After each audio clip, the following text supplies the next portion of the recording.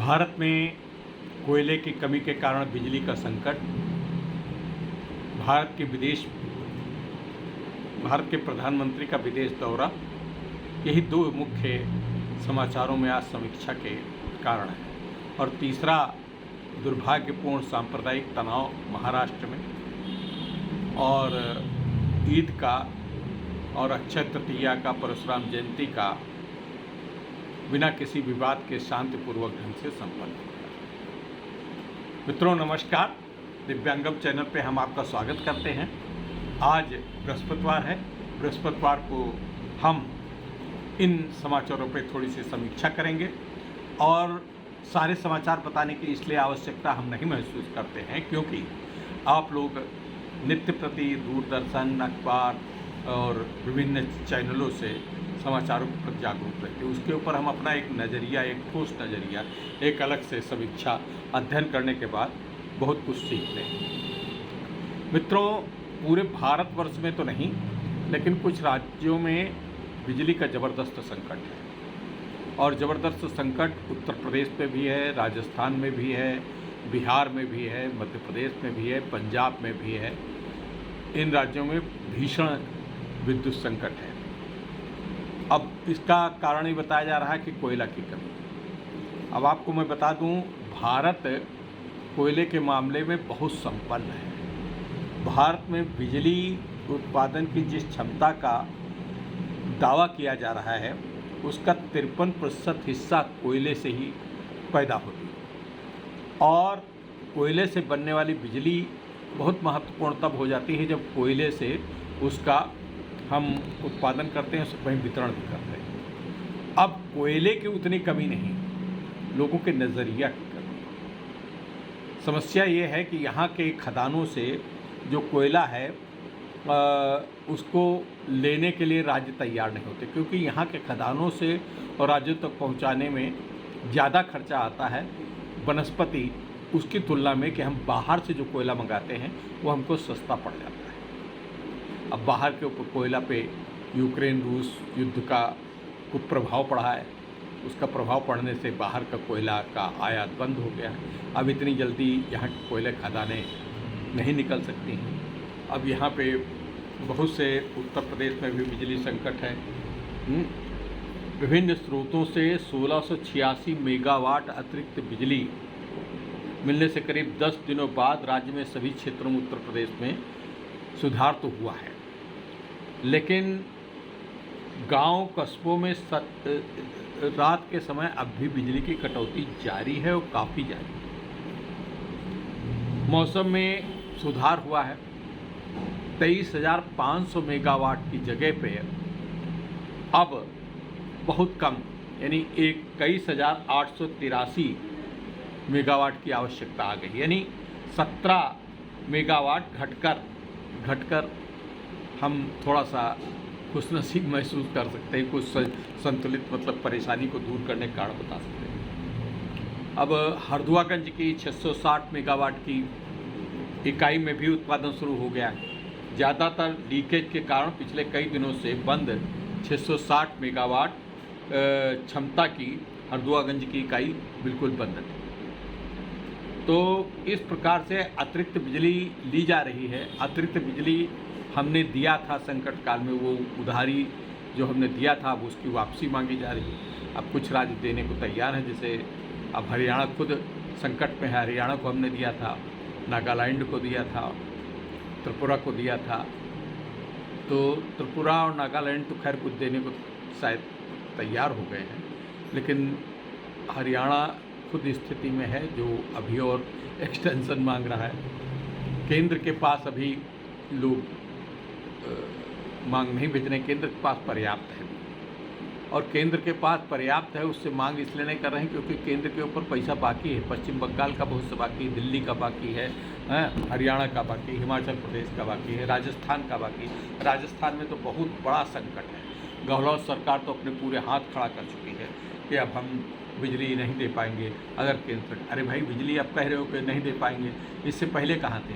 इससे पहले आपको भारतीय खदानों से कोयला मंगवाना चाहिए था, उस पर मंगवाना। अब इस पर केंद्र के ऊपर आरोप करने के लिए इस प्रकार की बातें हो रही हैं। अब इसमें जनता पिस रही है केंद्र और राज्यों की सरकार। दूसरी बात है, थोड़ा सा सांप्रदायिक तनाव भी महाराष्ट्र में और कुछ राज्यों में महाराष्ट्र से हुआ है। हमारे उत्तर प्रदेश में योगी सरकार ने तो इतना बढ़िया नियंत्रण किया है कि कुछ कहना नहीं।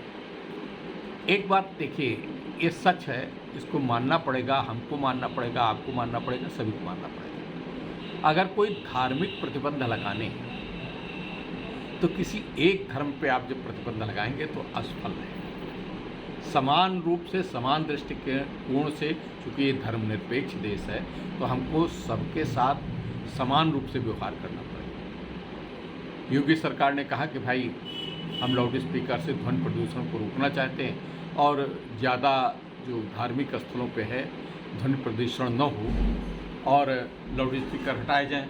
तो अब वो खाली अगर मस्जिद से हटाते तब तो थोड़ा सा अन्यायपूर्ण होता है। एक उन्होंने सबसे पहले शुरुआत की गोरखपुर के गोरखधाम मंदिर से, अपने मंदिर जिसके वो अधिष्ठाता हैं, पूरे उसके स्वामी हैं, सब कुछ है। वहाँ से कोई फिर मथुरा में उतरवाया, उसके बाद से सब कहीं उतरने लगे। मस्जिदों से भी उतरे, मंदिरों से भी उतरे, गुरुद्वारों से भी उतरे, ईसाई घरों में भी जो ज़्यादा थे वहाँ से भी उतारे गए। तो अब इसको सबने स्वीकार किया। किसी भी धार्मिक नेता ने, धार्मिक आचार्य, मौलाना या पंडित ने इसका विरोध नहीं किया। सब तत्पर हो गए और स्वयं उतारने लगे।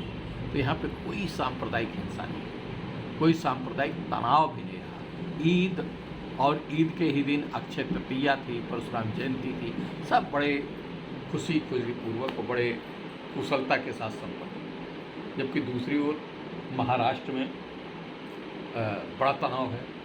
आज औरंगाबाद में राज ठाकरे, अब राज ठाकरे की बात जो है, बाल ठाकरे के स्पीच को दिखा करके आज तो बड़ा तनाव है। उन्होंने स्पीच बाल ठाकरे की दिलाई की जिस पर उन्होंने मस्जिदों से लाउड स्पीकर उतारने की कभी बात कही। भाई बाल ठाकरे कब स्वर्गवास हो गया उनका, उसके बाद उनका पुत्र मुख्यमंत्री बन गया कांग्रेस के सहयोग से, भूताल को मत में होते हुए भी। अब राज ठाकरे को इतने दिनों के बाद याद आया कि अब हमको नहीं लाउड स्पीकर। ठीक है, लाउड स्पीकर उनकी मांग जायज़ हो सकती, मैं नहीं जानता कि वो जायज़ है कि नहीं, लेकिन इतने दिनों तक क्यों? जब चुनाव आने वाले हैं, सब करीब आ रहे हैं, वहाँ के महापालिका के, तो कारपोरेशन के, बॉम्बे कारपोरेशन, एमएनसी के, तो नगर निगम, मुंबई नगर निगम के जो चुनाव आने वाले हैं, तो उसमें अपनी लोकप्रियता बढ़ाने के लिए औरंगाबाद में एक सम्मेलन कर दिया और कर दिया बहुत। लेकिन अब एक और पक्ष आता है, अन्यायपूर्ण पक्ष है, और वो कदाचित हमारी न्याय व्यवस्था भी प्रश्न है। जो काम राज ठाकरे कर रहे हैं उससे बहुत हल्का काम, बहुत छोटा सा काम नवनीत राणा ने किया था। नवनीत राणा निर्दलीय विधायक है, निर्दलीय सांसद हैं, उनके पति विधायक हैं, और उन्होंने कहा कि हम उद्धव ठाकरे के दरवाजे जाकर के हनुमान चालीसा का पाठ करेंगे। हनुमान चालीसा का पाठ तो क्या करा भी नहीं, लेकिन उनको अरेस्ट कर दिया गया, जमानत नहीं मिली। आज जमानत की बुधवार को सुनवाई हुई है। शायद देखिए, अभी तक समाचार का जब वीडियो बना रहे हैं तब तक कोई समाचार, कोई सुनवाई हो रही थी, जज लोग पहुंच गए थे, वकील कक्ष में पहुंच गए थे, लेकिन कोई निर्णय तब तक नहीं आया। ये हालात हैं। अब हम थोड़ी चर्चा करेंगे अपने माननीय प्रधानमंत्री की विदेश यात्राओं का। माननीय प्रधानमंत्री की विदेश यात्रा का आलम यह है कि पूरा भारत विश्व में छाया हुआ है। हमने पिछली बार कहा था कि विश्व आज भारत के दरवाजे खटखटा रहा है, उनकी अनुनय विनय कर रहा है, चौखट पे नाक रगड़ रहा है। अब नाक रगड़ना हो सकता है आपको खराब लगे, लेकिन सच है। यही भारत जर्मनी के चांसलर जो थे, भाई नाम याद नहीं रहता जल्दी, अब उस पर नाम हम पढ़ने के लिए उसमें जाना पड़ेगा।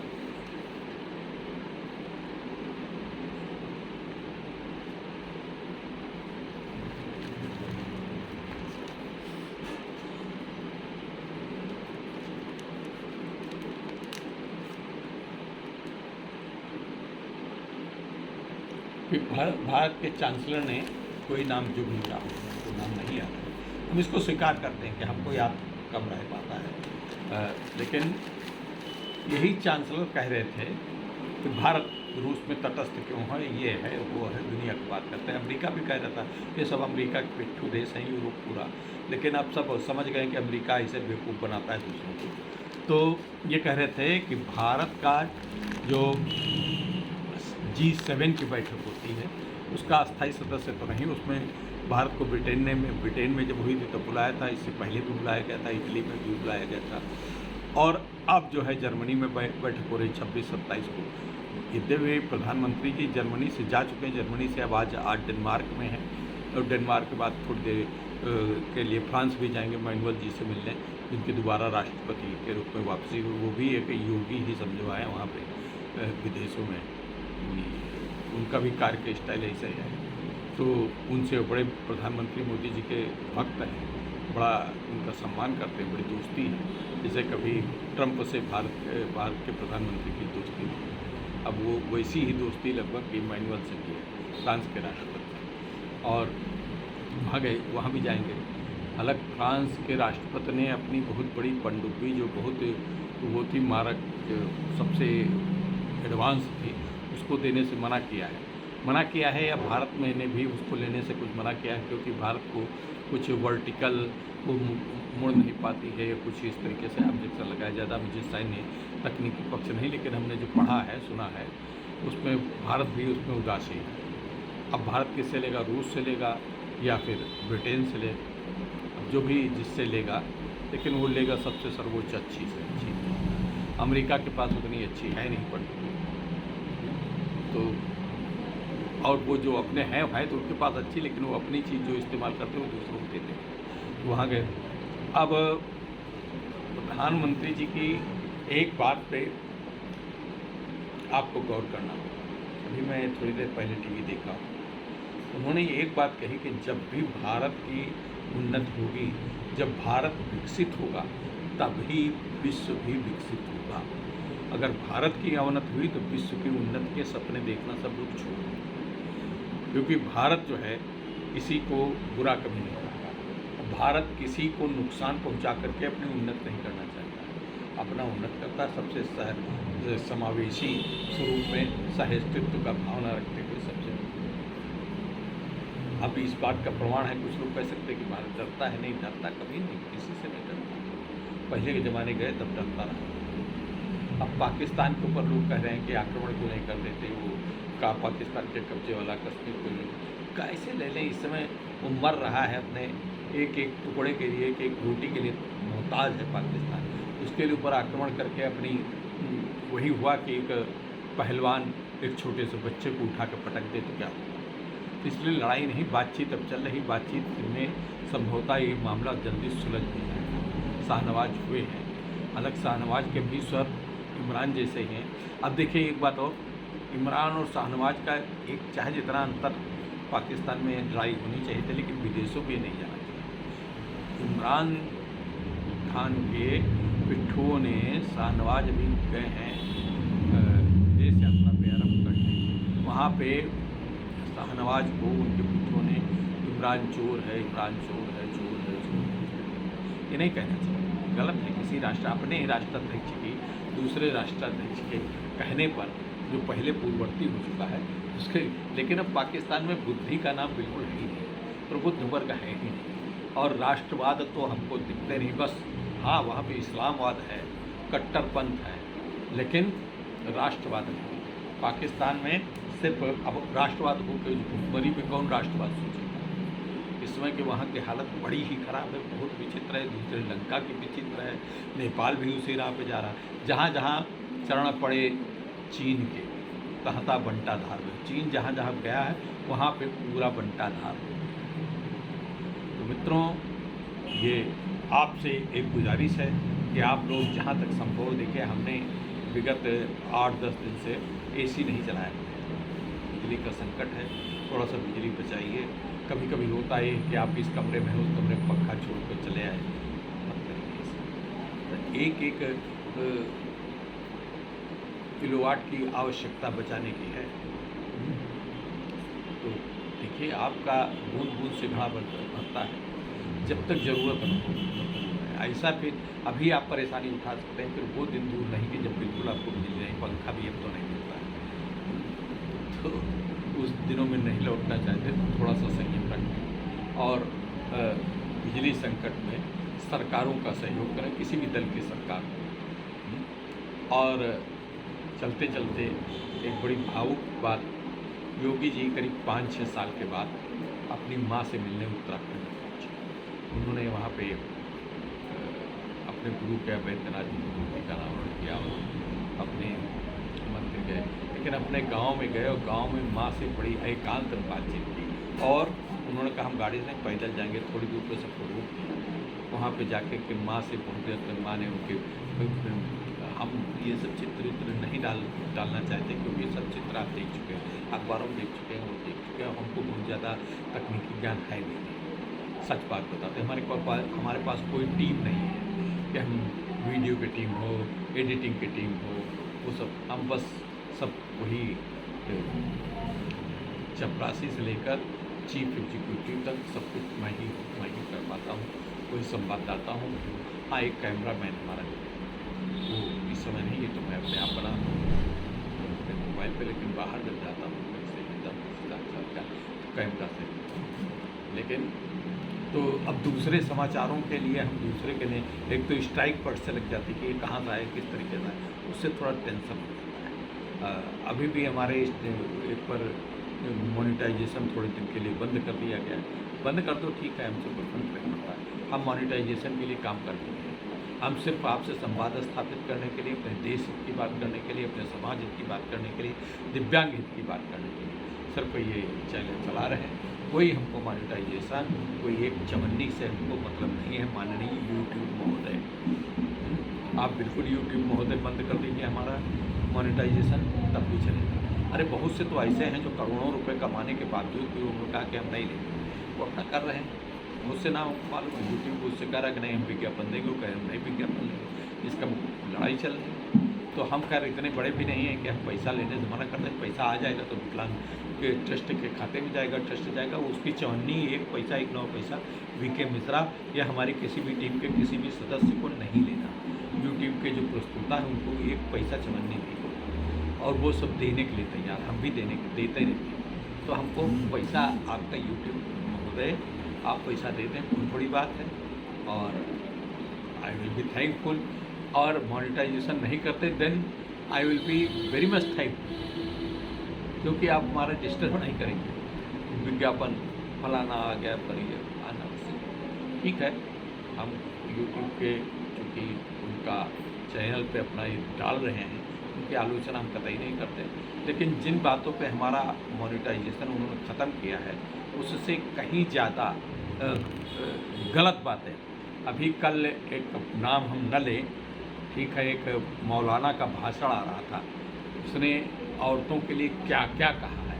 यानी उसने कहा कि अगर पुरुष की इच्छा हो तो औरतें चाहे जितने कष्ट में हो, चाहे तो बीमार हो, तकलीफ हो, उसके साथ संसर्ग करना ही करना है, और उसको बंद रहना है, मुँह नहीं खोलना है, क्या क्या वो कट्टरपंथी बातें करते, वो सुन के मैं दंग रहे। तो ऐसी उसका आप वीडियो नहीं रोक पाते हैं। इटावा का है मौलाना, और बहुत उसके फॉलोवर हैं 2 लाख 2.5 लाख, उसका नहीं बंद कर पाते। यहाँ पे एक अच्छे मकसद से बनाए हैं, अच्छा काम कर रहे हैं, अच्छे लोगों को शिक्षित कर रहे हैं, सांप्रदायिक सौहार्द बढ़ा रहे हैं, दिव्यांगों को सशक्तिकरण प्रदान कर रहे हैं। उस पर यूट्यूब महोदय को बड़ी जल्दी कैंची चलाने आ जाता है कि नहीं नहीं यूट्यूब आपका मोनेटाइजेशन, हमको मोनेटाइजेशन ख़त्म कर दे, बहुत अच्छी बात, बहुत थैंक यू वेरी मच। लेकिन आप जिस आरोप लगा रहे हो कि आपके रिजवान मंसूरी ने ऐसा कर दिया, ऐसा कह दिया, 11 अप्रैल के किसी वीडियो के ऊपर लगा दिया, 11 फरवरी के 2021 अब लगाया, अब इनको अब सुझाई पड़ा, हाँ, उस पर ये मैं यूट्यूब को चैलेंज करता हूँ कि इस तरीके से कहें तो मैं 1000 वीडियो दिखा सकता हूँ, जितना उन्होंने जिस बात को लेकर के मेरे ऊपर आरोप लगा करके मेरा मोनेटाइजेशन ख़त्म किया है, वो मोनेटाइजेशन ख़त्म नहीं किया है। इससे लाखों गुना अश्लील बातें, अश्लील शब्द, अश्लील चित्र, ये सब वीडियो पे आता है और यूट्यूब महोदय कुछ नहीं करते, कोई कैंची नहीं, सिर्फ दिव्यांगम पर उनकी कैंची बहुत तेज चल जाती है। हम तो अगर कोई बहुत ज़्यादा और 2-3 बार आप करेंगे तो मैं यूट्यूब छोड़ दूंगा। लानत है आपको, लानत बोलते हो।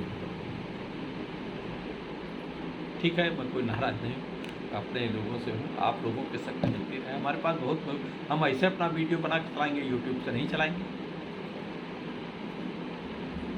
I am very much annoyed with the persons of the YouTube. So many times they have raised the strike against myself and against my channel without any reason, without any base. Once he has raised the objection that you have put the अश्लील चित्र के, जबकि उसमें एक माँ को बच्चा बात कर रहा था उससे। हमने कहा कि अपनी आंखें खोलिए, ज़रा थोड़ा सा देखने का नज़रिया, व्यूज़ अपने ठीक करिए, चश्मा पहनिए अच्छा सा, आप तो बड़े खराब पति, अरबपति हैं। all of these things are the very much hurting from the side of the YouTuber. YouTube management is harassing the people who are actually making the videos for the noble causes. Thank you very much, बहुत बहुत धन्यवाद आप सब लोगों को। आज के समाचार बस यहीं तक, धन्यवाद। फिर अगले बृहस्पतिवार को नए समाचारों के साथ।